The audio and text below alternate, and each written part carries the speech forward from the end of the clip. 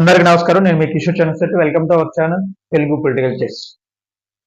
ఆంధ్రప్రదేశ్లో రాజకీయంగా ప్రాధాన్యత కలిగిన జిల్లా ఉమ్మడి గుంటూరు జిల్లా. అలాగే ఇక్కడ జిల్లా వ్యాప్తంగా ఉన్న ప్రజలందరిలో కూడా రాజకీయ చైతన్యం చాలా ఎక్కువ.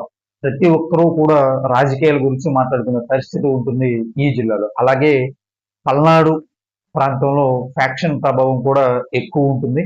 మనం గత 5 సంవత్సరాలుగా చూస్తున్నాము. మాచర్లో కూడా ఆ ఫ్యాక్షన్ పరిస్థితులు ఎలా ఉంటాయని. అయితే ఇప్పుడు జనరల్ ఎలక్షన్స్ సమీపిస్తున్న సందర్భంలో గుంటూరు జిల్లా వ్యాప్తంగా ఉన్న 17 అసెంబ్లీ కాన్స్టిట్యున్సీస్ లో ఏ పార్టీకి ఏ నియోజకవర్గంలో గెలిచే అవకాశాలు ఉన్నాయి అనే అంశం మీద ప్రజల్లో చర్చ జరుగుతుంది. ఈ అంశం మీద రకరకాల సర్వేలు, రకరకాల రిపోర్ట్స్ ని ప్రజల్లోకి రిలీజ్ చేయడం జరిగింది. అలాగే ఆయా పార్టీలు వారి వారి సొంత అంచనాలను కూడా ఎక్స్ప్రెస్ చేస్తూ ఉన్నాయి. అయితే ఈ వీడియోలో మనం రకరకాల సర్వేలు, అంటే వాటిలో నుంచి కొన్ని క్రెడిబిలిటీ ఉన్న సర్వే రిపోర్ట్స్ ని, అలాగే ప్రస్తుతం ప్రజల్లో ఉన్న మూడుని, ఈ రెండింటిని కన్సిడర్ చేసి పరిగణలోకి తీసుకొని ఏ నియోజకవర్గంలో ఏ పార్టీ బలం ఎంత, ఏ నియోజకవర్గంలో ఏ పార్టీ గెలవబోతుంది అనే విషయాల్ని ఈ వీడియోలో డిస్కస్ చేద్దాం. వీడియోలోకి వెళ్ళే ముందు మీరు ఇంకా మన ఛానల్ సబ్స్క్రైబ్ చేయకపోతే సబ్స్క్రైబ్ చేయండి, వీడియోని లైక్ చేయండి, షేర్ చేయండి, మీ అభిప్రాయాన్ని కామెంట్ రూపంలో తెలియజేయండి.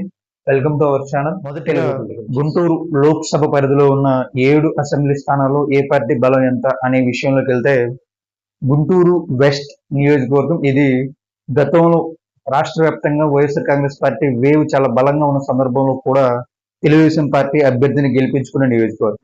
అయితే ఈసారి మాత్రం ఇక్కడ తెలుగుదేశం పార్టీ తరఫున కొత్త అభ్యర్థిని బరిలో నిలిపారు చంద్రబాబు నాయుడు గారు. గల్లా మాధవి గారు గుంటూరు వెస్ట్ నియోజకవర్గం నుంచి బరిలో ఉన్నారు. ఆవిడికి ప్రత్యర్థిగా వైఎస్ఆర్ కాంగ్రెస్ పార్టీ తరఫున ఆంధ్రప్రదేశ్ రాష్ట్ర వ్యాప్తంగా పరిచయస్తురాలైనటువంటి విడదల రజనీ గారు బరిలో ఉన్నారు. వీరిద్దరి మధ్య కూడా పోటీ చాలా రసవత్తరంగా సాగుతుంది. విడదల రజనీ గారికి ఆర్థికంగా కూడా చాలా ఎక్కువ బలం ఉంది, ఎక్కువగా ఖర్చు పెట్టగల సమర్థత ఉంది. అలాగే గల్లా మాధవి గారికి ప్రజల్లో మంచి పేరు ఉంది. ఇక్కడ జనసేన పార్టీ ప్రభావం కూడా చాలా ఎక్కువగా ఉంటుంది. గతంలో 2019 ఎన్నికల్లో జనసేన పార్టీ అభ్యర్థిగా పోటీ చేసిన తోట చంద్రశేఖర్ గారికి ఇక్కడ సుమారుగా 27,000కు పైగా ఓట్లు వచ్చిన సందర్భం ఉంది. సో ఇప్పుడు ఆ నెంబర్ ఇంకా ఎక్కువ అయ్యే అవకాశం ఉంది. ప్రజారాజ్యం పార్టీకి కూడా ఇక్కడ 25% కంటే ఎక్కువ శాతం ఓట్లు రావడం జరిగింది. సో క్లియర్ గా అర్థమవుతుంది జనసేన పార్టీ ప్రభావం చాలా ఎక్కువగా ఉంది ఈ నియోజకవర్గంలోనే. ఇప్పుడు తెలుగుదేశం పార్టీ, జనసేన పార్టీ రెండు పార్టీలు పొత్తులో ఉండడం వల్ల ఆ ఓటు, జనసేన పార్టీ ఓటింగ్ మొత్తం కూడా తెలుగుదేశం పార్టీ అభ్యర్థికి షిఫ్ట్ అయ్యే అవకాశం ఉంది. అదే గనుక జరిగితే ఇక్కడ తెలుగుదేశం పార్టీ అభ్యర్థిగా పోటీ చేస్తున్న గల్లా మాధవి గారి విజయం ఖాయంగా కనిపిస్తుంది. ఇక తర్వాత నియోజకవర్గం చూద్దాం. గుంటూరు ఈస్ట్. గుంటూరు ఈస్ట్ నియోజకవర్గం వైఎస్ఆర్ కాంగ్రెస్ పార్టీ పెట్టినప్పటి నుంచి కూడా 2014లోను 2019లో 2 దఫాలుగా వైఎస్ఆర్ కాంగ్రెస్ పార్టీ అభ్యర్థిగా పోటీ చేస్తున్న ముస్తఫా గారే గెలుస్తూ వస్తున్నారు. అయితే ఈసారి ఆయనకి ప్రజల్లో వ్యతిరేకత చాలా బలంగా కనిపిస్తుంది. ఈసారి ఆయన బదులు ఆయన కుమార్తెకి అవకాశం ఇవ్వడం జరిగింది వైఎస్ఆర్ కాంగ్రెస్ పార్టీ. ఇక్కడ తెలుగుదేశం పార్టీ అభ్యర్థిగా పోటీ చేస్తున్న మహమ్మద్ నజీర్ గారు ఈసారి విజయం సాధించే అవకాశాలు ఉన్నాయట సర్వేల ప్రకారం చూస్తే. ఎందుకంటే ఇక్కడ కూడా జనసేన పార్టీ ప్రభావం చాలా ఎక్కువగా ఉంది. గతంలో 2019 ఎన్నికల్లో 21,000 ఓట్ల వరకు జనసేన పార్టీ అభ్యర్థి ఇక్కడ సాధించడం జరిగింది.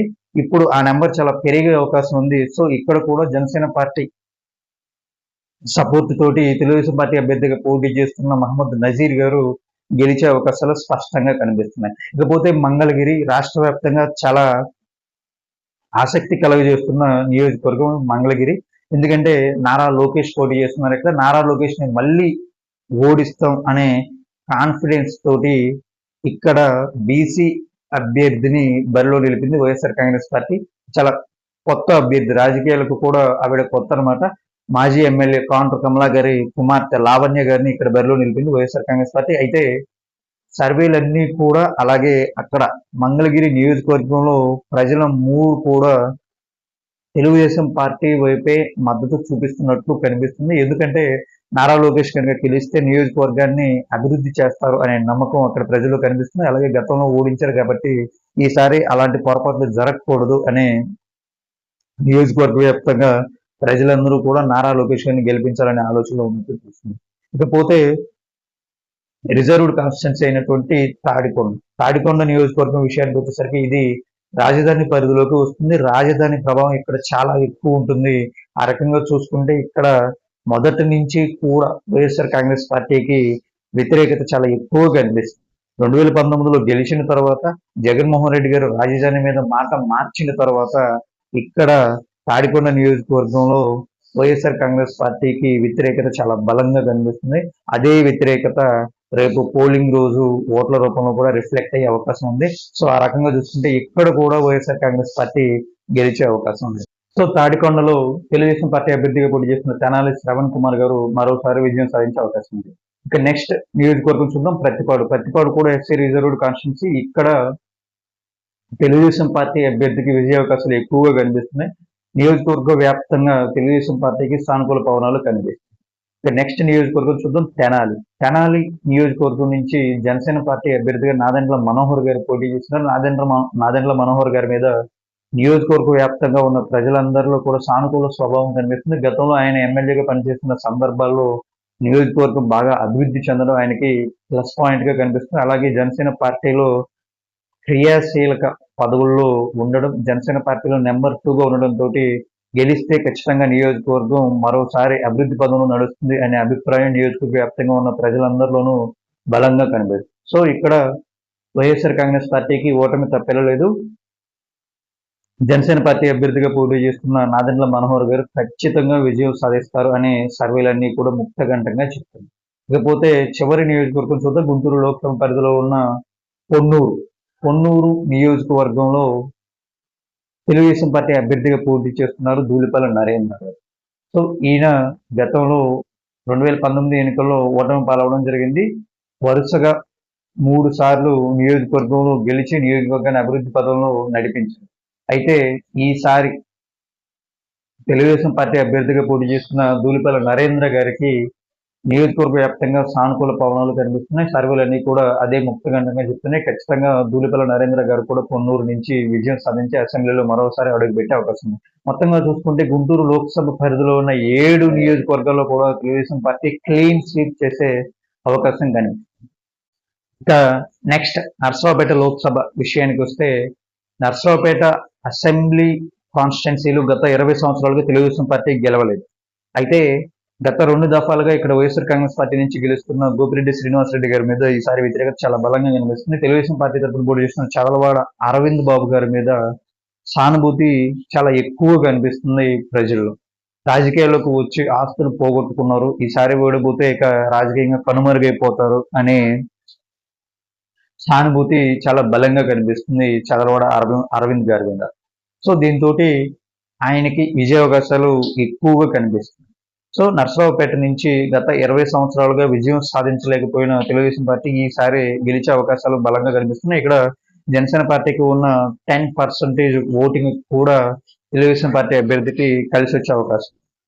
తర్వాత నియోజకవర్గం చూద్దాం, చిలకలూరుపేట.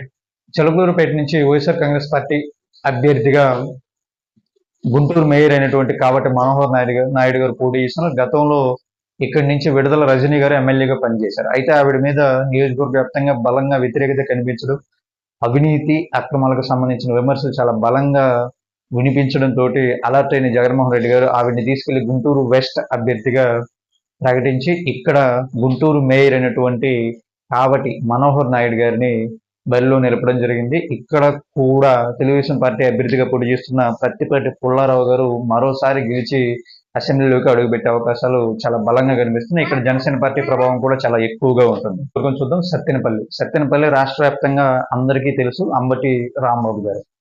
సో ఈయన చేసిన అతి అంతా ఎంత కాదు, ఈ 5 సంవత్సరాలు అభివృద్ధి చేసింది ఏమీ లేదు, కానీ ఊరికే కాంట్రవర్షియల్ ద్వారా బాగా ఫేమస్ అయ్యారు అంబటి రాంబాబు గారు. అయితే ఇక్కడ ఆయనకి ప్రత్యర్థిగా తెలుగుదేశం పార్టీ తరఫున కన్నా లక్ష్మీనారాయణ గారు పోటీ చేస్తున్నారు.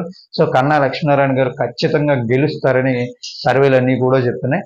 ఖచ్చితంగా అంబటి రాంబాబు గారు ఈసారి ఓడిపోవడం ఖాయంగా కనిపిస్తుంది.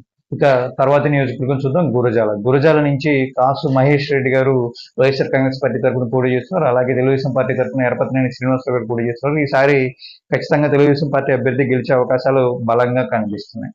ఇక తర్వాత నియోజకవర్గం చూద్దాం, మాచర్ల. మాచర్ల విషయానికి వచ్చేసరికి గతంలో వైఎస్ఆర్ కాంగ్రెస్ పార్టీ తరపున పోటీ చేస్తున్న పిన్నెల్లి రామకృష్ణారెడ్డి గారు వరుసగా గెలుస్తూ వస్తున్నారు. అయితే ఈసారి మాత్రం తెలుగుదేశం పార్టీ తరపు నుంచి బలమైన పోటీ కనిపిస్తుంది. అయితే 50-50 ఛాన్సెస్ అని చెప్తున్నాయి సర్వేలన్నీ కూడా. ఎవరు గెలుస్తారు అనేది అప్పుడే చెప్పలేం. ఎడ్జ్‌లో అయినా ఇక్కడ తెలుగుదేశం పార్టీ అభ్యర్థి బయటపడిపోతారు అనే అంచనాలు అయితే ఉన్నాయి.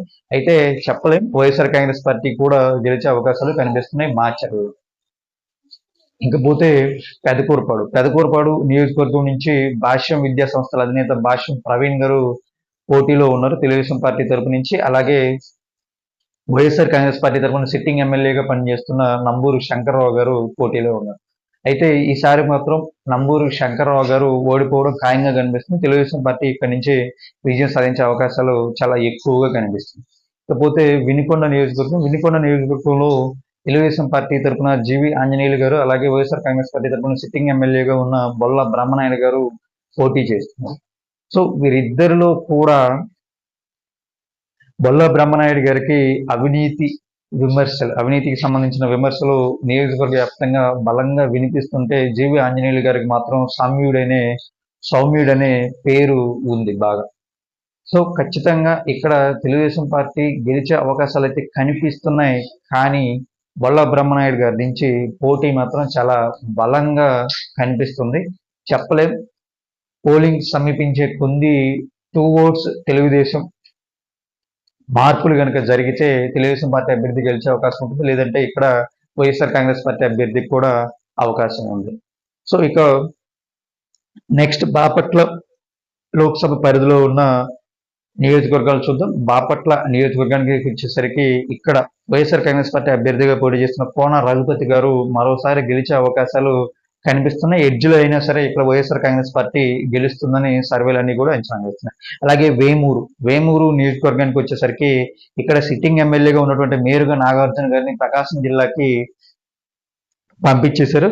సో ఇక్కడ కూడా వేమూరులో కూడా తెలుగుదేశం పార్టీ అభ్యర్థిగా పోటీ చేసిన నక్క ఆనంద్ బాబు గారు మరోసారి గెలిచి అసెంబ్లీలోకి అడుగుపెట్టే అవకాశాలు బలంగా కనిపిస్తుంది. ఇకపోతే రేపల్లె చాలా రాజకీయంగా ప్రాధాన్యత సంతరించుకున్న నియోజకవర్గం. గతంలో ఆంధ్రప్రదేశ్ రాష్ట్ర వ్యాప్తంగా కూడా వైఎస్ఆర్ కాంగ్రెస్ పార్టీ వేవ్ బలంగా ఉన్న సందర్భంలో రేపల్లె నుంచి తెలుగుదేశం పార్టీ అభ్యర్థిగా పోటీ చేసిన అనగానే సత్యప్రసాద్ గారు గెలిచి అసెంబ్లీలోకి అడుగు పెట్టడం జరిగింది. ఈసారి కూడా ఆయనే బరిలో ఉన్నారు.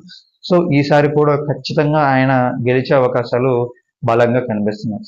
మొత్తంగా చూసుకుంటే గుంటూరు జిల్లాలో ఉన్న 17 నియోజకవర్గాల్లో బాపట్ల, మాచర్ల, వినుకొండ ఈ 3 స్థానాల్లో వైఎస్ఆర్ కాంగ్రెస్ పార్టీకి గెలిచే అవకాశాలు కనిపిస్తున్నాయి. ఖచ్చితంగా గెలుస్తారని చెప్పలేం. సో బాపట్లలో అయితే కొంత మెరుగైన పరిస్థితి ఉంది వైఎస్ఆర్ కాంగ్రెస్ పార్టీకి. మాచర్ల అలాగే వినుకొండ ఈ 2 నియోజకవర్గాల్లో మాత్రం కొంత పోరాడితే కానీ గెలిచే పరిస్థితి లేదు. సో పోలింగ్కి ఇంకా 9 రోజులు టైం ఉంది కాబట్టి ఈ 9 రోజుల్లో జరిగే పరిణామాలు తెలుగుదేశం పార్టీ అభ్యర్థికి కూడా ప్లస్ అయ్యే అవకాశం ఉంది. 50-50 ఛాన్సెస్ అనమాట. మొత్తంగా చూసుకుంటే నియోజకవర్గ వ్యాప్తంగా ఉన్న 17 నియోజకవర్గాల్లో ఈ 3 నియోజకవర్గాలు మినహాయిస్తే మిగతా 14 నియోజకవర్గాల్లో కూడా తెలుగుదేశం పార్టీ కూటమి అభ్యర్థులకి అవకాశాలు బలంగా కనిపిస్తున్నాయి. సో ఈ 3 నియోజకవర్గాల్లో కూడా మహా అయితే ఒక్క నియోజకవర్గం మాత్రమే గెలిచే అవకాశం ఉంది. లేకపోతే అది కూడా లేదు. సో మొత్తంగా చూసుకుంటే కూటమి ఇక్కడ జిల్లా మొత్తాన్ని క్లీన్ స్వీప్ చేసే అవకాశం ఉంది.